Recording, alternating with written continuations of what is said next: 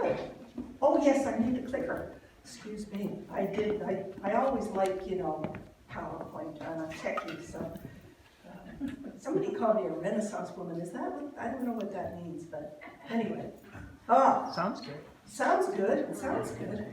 So the Barnum and Bailey Circus came to town. I want to tell you where I got the title from it. And a reporter went to interview the guy that was up on the high trapeze there, hanging upside down. And he called up to him and says, "Hey, Julio, how is it up there? How are you doing up there?" And Julio replied, "I'm hanging firmly in midair." He knew what he was doing. A lot of us are going through stuff all the time, aren't we? And wouldn't we like to feel firmly in midair? A lot of us are feeling, oh my gosh, you're like the person that actually has to let go of one thing and is in the air before Julio catches her, like that one. It's like not very firm. Because many of us are going through a lot of big changes. Some big, some little. Perhaps you are somebody you know is going through a job change. Perhaps you're having a change of a relationship. Perhaps there's some whole new direction you need to go in your life. Talking about new direction, how about the change coming up Crowchild this morning? Anybody get caught? Oh my goodness, yes. The bottom end of Crowchild is closed.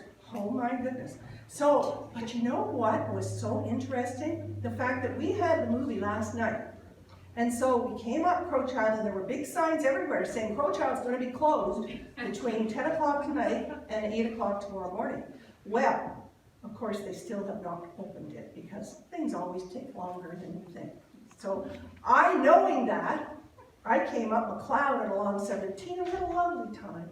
So didn't get caught up in all those people being shocked by the fact of a change that they were not expecting. And suddenly they're like, where am I supposed to go?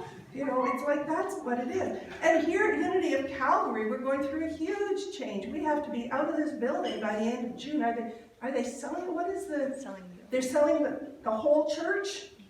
Wow, I wonder who's going to buy it. Anyway, but, and the thing is, it's like we're wondering how are we going to survive the change. We're right in midair because we don't have anywhere to go yet. We're investigating spaces and there's a committee doing that, doing a fantastic job. But in the meantime, it's like, oh no, we're all going to fall apart, But the word change, don't you like, I like this font because it's like scary. This is the scary font. Change is scary to most people. Many of us have been afraid of change. It's been scary to humans ever since the first caveman came out of his cave and said, "Oh dear God, I don't want to change anymore," and then a saber-toothed tiger came up and ate him or something. It's like, we just have to know that whatever we're going through, that we're going to have to leave behind what we've known. Some of it has been really good. Like this whole setup here, the stage and everything, who knows if we're going to be able to take that with us. Some of it we're going to be very happy to leave behind. Bathrooms, stairs, no parking, it's going to be, having to put on these black things. Like last night, there were people here, and you know who you were, that had to get this room ready to show a movie, so I had to come in and set all this stuff up. They were here from 4:30 on, and the movie started up. I mean, just so much service here. And that's not anything that we're going to be losing. We're taking all that with you because it's going to be you. And so as a bunch, we're just going to move over here, and do our thing here. So it's going to be fine. But still, we're reluctant to go into our future. We don't know what is it going to be like, especially if you're like starting a new job. Are people going to like me? Where are the bathrooms? What time? Who am I going to be sitting beside? Am I going to, am I going to have a window in my office? All kinds of things. Or maybe you're going through a change in your body and the doctor's telling you you should have chemotherapy or surgery and really don't really want to do that. Oh my goodness, I'm driving everybody crazy around me because I obviously need a knee replacement. I'm trying to do everything not to have a knee replacement. All these things that are on the web. Anyway, you know, at some point it's like, Pat, give it up. Just do it. But you're scared. You know, you don't know whether you should have it or not. You don't know. You're kind of at that in-between point wondering if things are going to get better or are they going to get worse. What's going to happen? You're in the hallway of life. And Ellen Davenport has written a book about that. She stole my idea. No, I'm not an author. But it was all about being in the hallway of life. You know, one door closes, and where's the other one that's supposed to open? It's like, oh, you can't see it, and you're like in the middle. You're hanging in midair, not so firmly. It's really interesting. But if you are there, you need to know that life, it has to be, you need to get into that feeling firmly in midair, because life is change.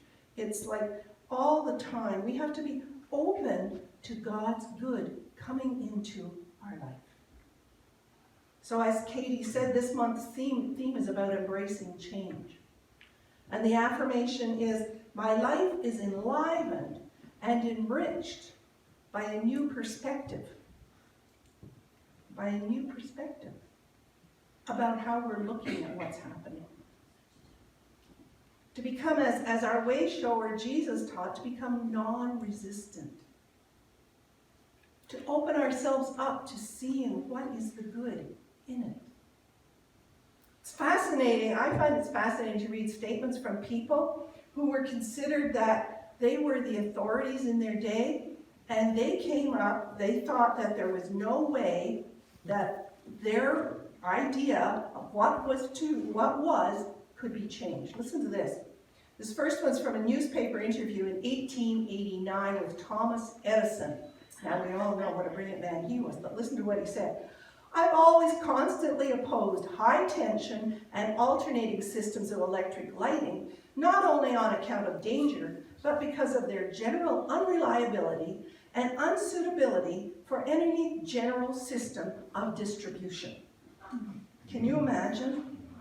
Yeah, thank God he changed. Thank God he decided that maybe a general system of distribution was the way to go, and he started the Edison Electric Company. In 1910, a newspaper devoted to airplane advancement, the American Aviation Pioneer, said, airplanes will eventually be fast. They'll be used in sport, but they're never to be thought of as commercial carriers. To say nothing of the danger, the size must remain small, and the passengers few. That was the American Aviation Pioneer, 1910. In 1820, the propeller was invented to propel big ships. Sir William Simmons, who was head of the British Navy, resisted the idea. He wanted all Navy ships to have sails, even though there were many times when they sat in the doldrums, there was no wind, they couldn't go anywhere. He said in 1835, 15 years after the propeller had been invented, even if the propeller had the power of propelling a vessel, it would be found altogether useless in practice. Since the power would be applied to the stern, it would be impossible to steer. So in his report, I love this one, in his report to the Corps of Topographical Engineers in 1861, Lieutenant Joseph C. Ives wrote, "The Grand Canyon is, of course, altogether valueless. Ours has been the first and will doubtless be the last party of whites to visit this profitless locality. It seems intended by nature that the Colorado River shall forever be unvisited and undisturbed." How many have been to the Grand Canyon? Wow. But the one that really makes me shake my head is this one. In 1844, Henry L. Ellsworth, the United States Commissioner of Patents, which of course is the office that approves new inventions and stuff, says, "The advancement of the arts taxes our credibility. We must welcome a period when further improvement will and should end." No more ideas. That's it. It's kind of like Mary Baker Eddy, who started Christian Science. When she wrote the book of Christian Science, she said, that's it now. These words are it. And nobody has to change anything. I've got all the answers for how you have to live your life. This is it. And people like Emma Curtis Hopkins, who was her student, and Dr. E.B. Weeks, and the Fillmores, they said, I don't really think so. And the New Thought movement was born because we can have new thoughts. We need to have new thoughts. Every day we need to have new thoughts. I mean, imagine if we had accepted the perspective of those people. Imagine that if what we decided they said was true. Imagine if we were locked in by the opinions and perspective that we'd had 20, 30, 40, however many years ago. Did you ever go back and visit, there was this apartment that my great aunt had, and when I was 18 months, I went into that bathroom and I thought, oh my God, apparently I walked under the sink and I was looking up at the sink and thinking it was huge. Imagine if I'd kept that perspective. Crazy, crazy. The prison of thought we would have placed ourselves in. Now mind you, there are people who are still keeping those thoughts and opinions and allow them to drive their bus. Our 3-year-old ego that thinks that sink is huge. Whatever. But I'm sure it's none of you, because otherwise you wouldn't be here at Unity. You're here to change your mind. That's why you're here. Are we doing a good job? So, there's all kinds of things. We're saying, dear God, I know that I don't want to remain as I am today. I want to evolve. I always want to be learning. I want to become better. I want to have greater success. I want to transform my consciousness. That's why we're here. We say it every day, every week. But in order to do that, we're going to have to change. We're going to have an evolution, but starts with an involution. What Eric Butterworth, one of Unity's teachers, he says, one of his favorite phrases is, life is lived from the inside out. Our thoughts create our world, our third unity principle. That's how we change. People try to make us change. We can submit to that change, but we're not surrendering like Anthony said. I surrender. I surrender all those thoughts. And so but we're so afraid. We're so afraid. We think that we might be like a brand new trapeze artist, but I have a secret for you.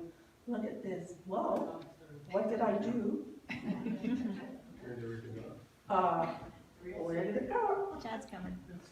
Hey? Here What did comes I the push? checkout. Chad, I'm sorry. You broke it. I broke it! Oh, I don't have such a great slide to show you. Oh,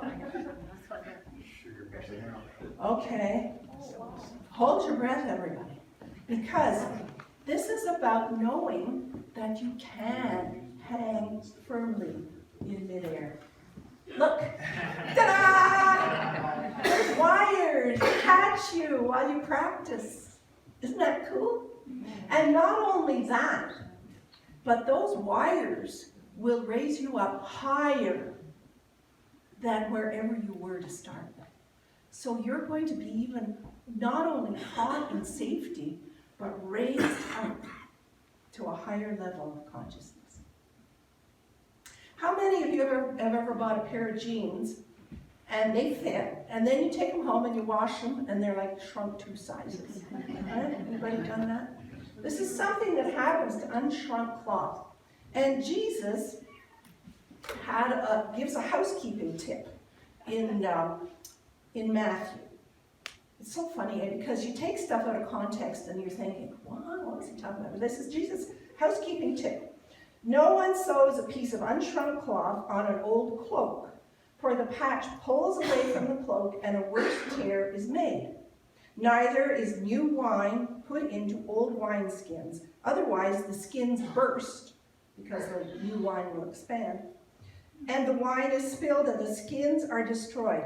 But new wine is put into fresh wineskins, And so both are preserved.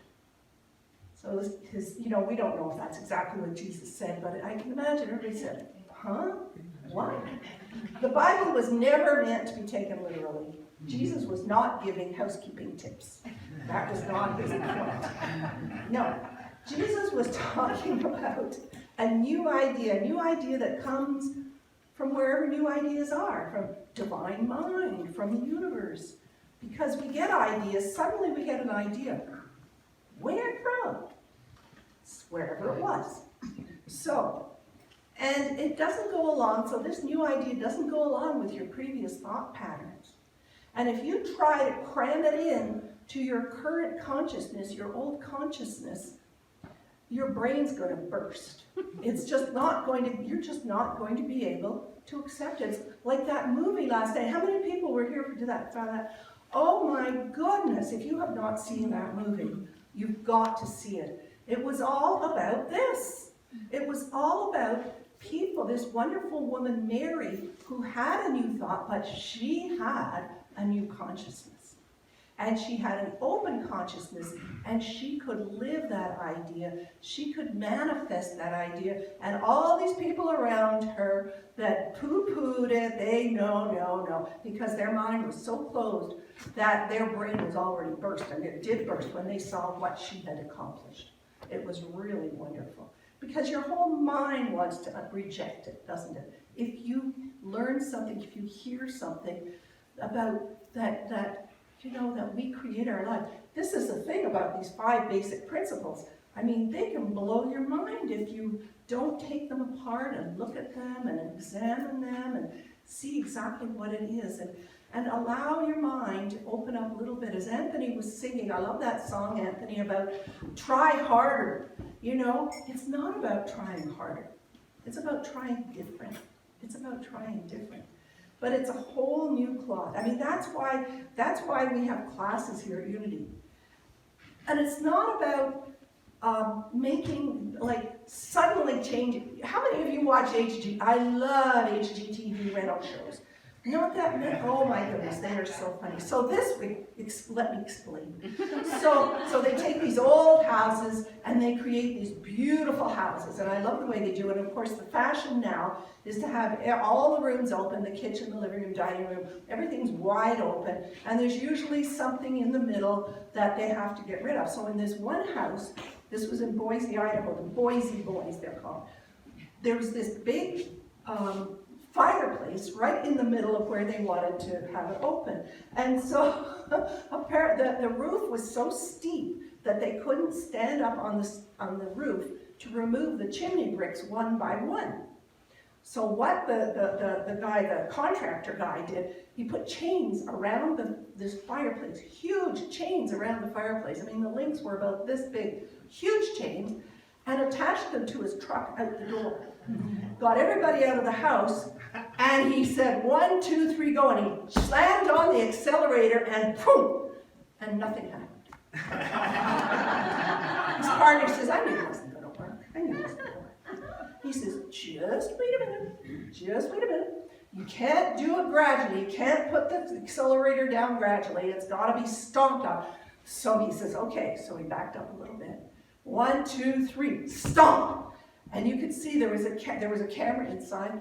It kind of went, nothing moved. One last time, backed up, stomp, bam! The whole thing came out the door, the chimney fell down, it was changed in 1 second. Do not do that. Okay? Your brain will definitely blow up. You're not going to stomp on the accelerator to change your mind. It's going to be taking a little bit at a time. Promise, no stomping on the accelerator, okay? So, but how do we know if we're blocking ourselves? How do we know what's going on in our mind? How can we tell? Well, if you've said any of the following to yourself, you're probably got some blockages, some old beliefs. For example, I don't have enough energy or resources, time, money, whatever, ideas. I don't have enough. The second one is everything's up to me. I'm so tired. I have to do this all by myself. The next one is I have to earn love.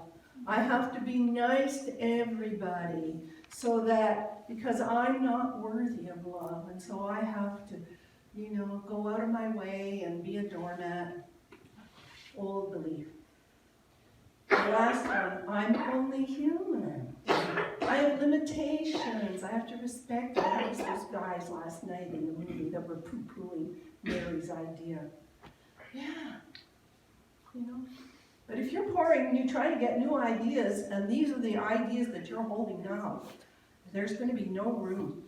You won't even be able to unscrew the top of the wineskin and pour the wine in. It's blocked, right? And if you try, man, you're going to be like stomping on the accelerator. Everything's going to burst. You're going to get a brain. I shouldn't say that. Never mind. I'm just saying that. No, I'm not saying that. No, it's called chemicalization. Yeah, chemicalization. We talk about that. I find it kind of funny that you knew what I was going to say.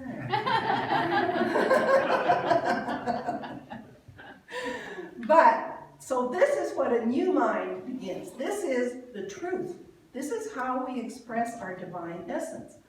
I have unlimited energy and resources I need to meet any requirement because I am one with God. Let's say that together. I have unlimited energy and resources because I am one with God. And if you don't believe that, come to the classes. That's what we talk about, oneness. How do you change that thinking? Number 2, I realize I don't have to do everything by myself. Do you know that? Are you open to receiving help? Or do you say, no, I'm fine, and meanwhile you're struggling with like 3 bags of groceries? I'm good. So let's say that together. I realize I don't have to do everything by myself. The next one. Oh no. Oh wait, I know what I did. Got it that time. I can call on inspiration first from divine love and then from others. Because you never know where your inspiration is going to come from. A billboard, a song that you hear Anthony sing, all kinds of inspiration. We'll stop saying them together because it's taking too much time. But I can't earn love. It's already given to me. We were born with it. There's nothing we need to do. And the second one is, as divine mind, I am more than I see when I look into the mirror. Because you don't see your divine essence when you look into the mirror. So next time we're in a panic about change, let's turn that panic into faith-filled prayer. Let's know that we can hang firmly in midair and listen to, oh, I forgot that one. And let's say the affirmation for this month. My life is enlivened and enriched by a new perspective. I'm willing to embrace change.